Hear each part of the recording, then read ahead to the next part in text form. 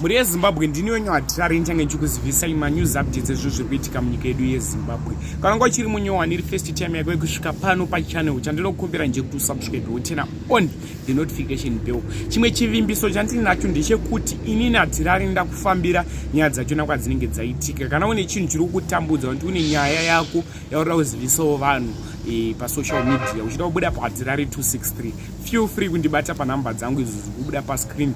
Tokufambira kwauri ikoko tokuita interview kana zvichikwanisika tozivisa vanhu pasocial media kuti mubatsirikane ende zvinoitawo nyore kuti tizivise vanhu nyaya kana uchinge watifonera.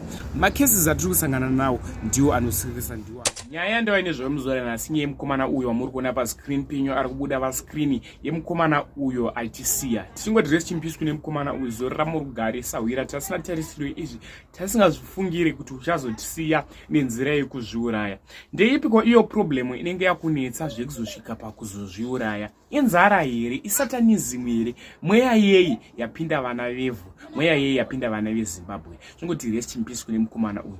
Nyaya yaitika ikoko Warren Park 1 pana 4th pama avenues yemukomana uyu aona track richifamba. After ona track richifamba, track iri kunzi iro ranga richimhanya pazo zvisikanda mumugwagwa mamuchifamba track iri pazotsikwa akafira passport. Ndinokumbura kuti zvamunofuna kucomment section pamusoro penyaya iyi. Apa blame driver kuti anga achimhanyirei, asi mukomana uyu ndiwo achinoblema kuti iye azojamba seiko achiona track richiuya. Ndeipiko problem ingakunetsa zvekuti iwewe unozoda kuzviuraya? Mukomana uyu anga ane 25 years.